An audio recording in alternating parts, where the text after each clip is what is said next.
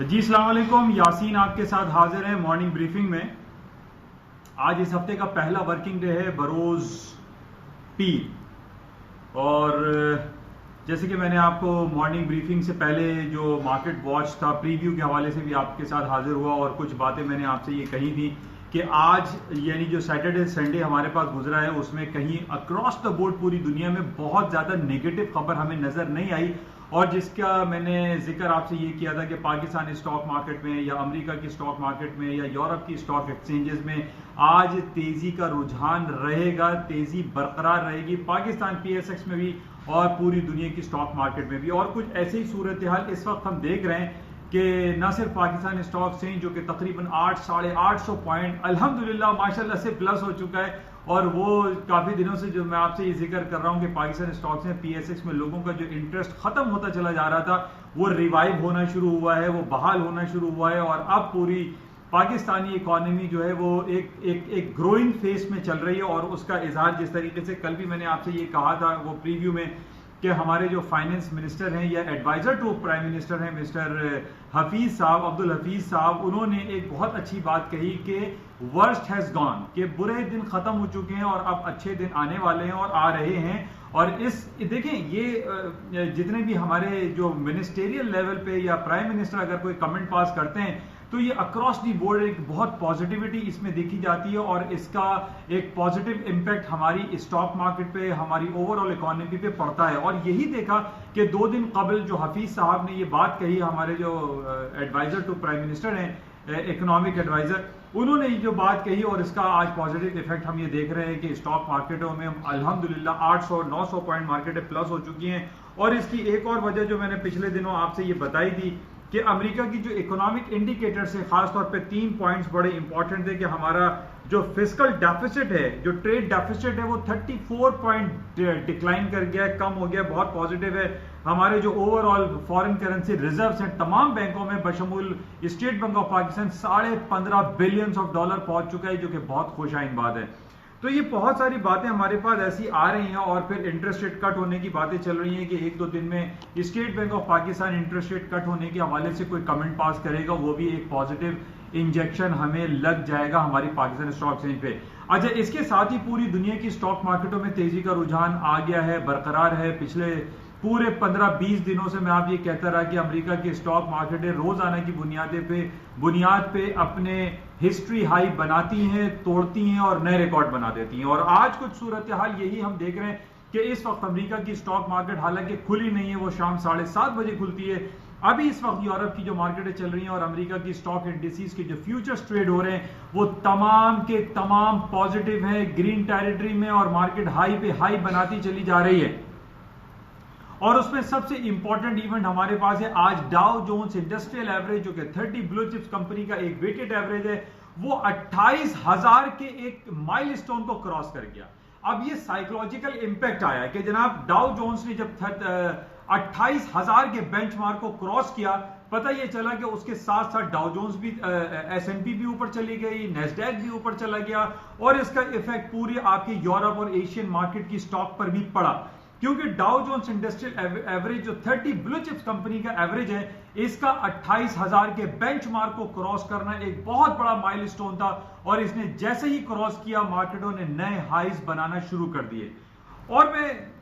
तकरीबन 5-6 महीने से आप तमाम लोगों की खिदमत में ये जिक्र करता चला आ रहा हूं कि अमेरिका में इतनी बैड न्यूज होने के बावजूद, यानी अमेरिका के आप देख लीजिए ट्रंप के एडमिनिस्ट्रेशन या ट्रंप के हवाले से जो इंपीचमेंट का सिलसिला चल रहा था कि जनाब रॉबर्ट मुलर की जो टेस्टिमनी चल रही थी, जो इन्वेस्टिगेशन चल रही थी, उसका भी खातिर खा कोई रिजल्ट नहीं आया और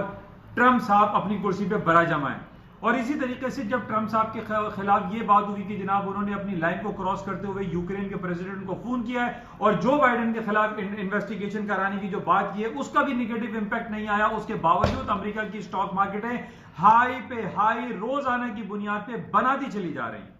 और आज भी हम ये देख रहे हैं, हालांकि अभी अमेरिका की मार्केट खुलने में 5-6 घंटे बाकी हैं, लेकिन यूरोप की मार्केट अक्रॉस दी बोर्ड पूरी एशियन और यूरोप की मार्केटें हाई साइड पे है, मार्केट हाई पे हाई बनाती चली जा रही है। अच्छा, इसके साथ ही जब हाई स्टॉक मार्केट में आती है तो उसका इंपैक्ट लामाला आपके क्रूड ऑयल और एनर्जी सेक्टर पे पड़ता है। और आज यही हुआ कि कई 3 से 4 महीने का हाई कर दिया क्रूड ऑयल ने और $58 पर बैरल का उसने रिकॉर्ड ब्रेक किया 4-6 महीने का और मार्केट $58 को क्रॉस कर गई है। इसी तरीके से हम ये देख रहे हैं कि एक पॉजिटिव जाहिर इफेक्ट आता है, जो ETF हम कहते हैं एक्सचेंज ट्रेडेड फंड, उसकी वजह से भी एक पॉजिटिव इफेक्ट आता है और गोल्ड, सिल्वर, क्रूड ऑयल की मार्केटों में तेजी का रुझान आता है। लेकिन जिस तरीके से हमने देखा है कि स्टॉक मार्केटें हायर साइड पे उस वक्त जाती है जब पूरी दुनिया में एक पीस, अमन और शांति का माहौल रहता है और उसके अगेंस्ट में ये होता है कि गोल्ड एंड सिल्वर की मार्केटें डाउन हो जाती हैं और यही कुछ सूरत हाल दिखाई दे रही है कि स्टॉक मार्केटें हाई पे हाई बनाती चली जा रही हैं और गोल्ड की मार्केट कंपैरेटिवली थोड़ी सी डाउनफॉल उनमें आया है। तो बहरहाल ये हमारे पास बड़ा इंपॉर्टेंट था और 2 दिन से हम जो आपसे जिक्र हो रहा है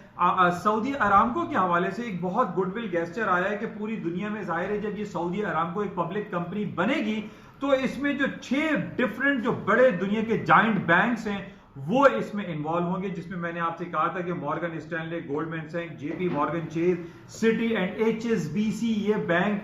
पूरी भरपूर अपनी परफॉर्मेंस अदा करेंगे और जो कि 1.7 ट्रिलियन डॉलर की जो मार्केट कैपिटलाइजेशन के हवाले से जो हम बात कर रहे हैं सऊदी अरामको की, जो दुनिया की सबसे बड़ी IPOs लॉन्च होने जा रही है। अभी उसका डेट अनाउंस नहीं हुई लेकिन उसकी तारीख और बाद में अनाउंस होगी, लेकिन उसकी जो प्राइस वाले 30 से 32 रियाल पर शेयर रखी गई है। तो बहरहाल ये भी एक पॉजिटिव इंपैक्ट है जिसकी वजह से हम ये देख रहे हैं कि स्टॉक मार्केटों में तेजी आई है और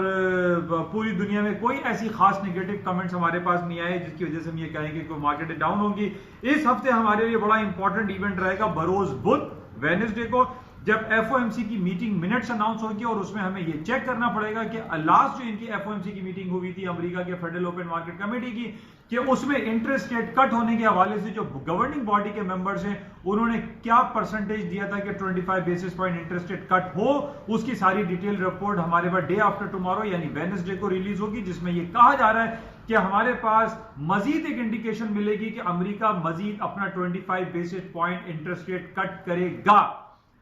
जो कि इस साल दिसंबर में होगी और इस साल की आखिरी मीटिंग होगी। बहरहाल ये पॉजिटिव हमारे पास खबरें चल रही हैं और उसी पॉजिटिविटी की वजह से हम ये देख रहे हैं कि इंटरेस्ट रेट कट होने की जब खबर आती है तो करेंसी में यूरो और स्टर्लिंग में तेजी आती है और कंपैरेटिवली थोड़ी सी स्टर्लिंग और यूरो की मार्केट और करेंसी मार्केटें हायर साइड पे हैं, लेकिन गोल्ड एंड सिल्वर मार्केटें डाउन है क्योंकि स्टॉक मार्केटों में तेजी है। मार्केटों में स्टॉक में तेजी का मकसद ये होता है कि पूरी दुनिया में अमन और शांति का रुझान बरकरार है, जिसकी वजह से गोल्ड की मार्केट में इतना ज्यादा मांग पैदा नहीं हो रही है और गोल्ड इस वक्त डाउन साइड पे। गोल्ड का मैंने पहले भी आपसे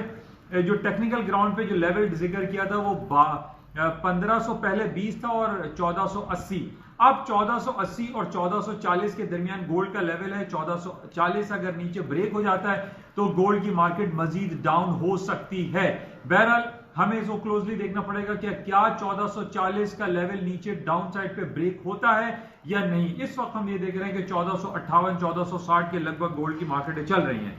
बहरहाल ये खबरें हैं और आज इस हफ्ते का पहला वर्किंग डे है और मजीद हम ये देखेंगे कि क्या सूरत हाल रहती है।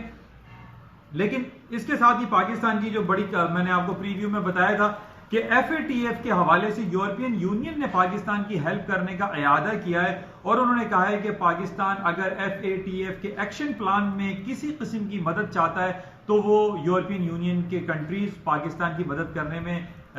उनका साथ दे सकते हैं पाकिस्तान का, जिसकी वजह से इसका भी पॉजिटिव इफेक्ट आप देख रहे हैं पाकिस्तान स्टॉक पे भी पड़ रहा है। तो FATF की हेल्प करना यूरोपियन यूनियन की जानिब से ये भी एक खुश आइंद इकदाम है। बहरहाल ये कुछ खबरें चल रही हैं। इसके अलावा सारा दिन हम देखेंगे कि क्या हालात हाजरा और हालात मार्केट के रहते हैं और मार्केट किन लेवल्स पे ट्रेड होती है। तो इंशाल्लाह राब्ते में रहेंगे और जाते हुए मैं आपसे फिर दोबारा ये कहूंगा, जो कि हमेशा मैं आपसे कहता हूं कि इस YouTube चैनल को आप सब्सक्राइब प्लीज जरूर करें, क्योंकि ये उर्दू और सहल अंदाज में और एक ओवरव्यू आपको मिल जाता है कि पूरी दुनिया की मार्केटों में इस वक्त क्या हो रहा है और क्या चल रहा है। इंशाल्लाह राब्ते में रहेंगे। Thank you.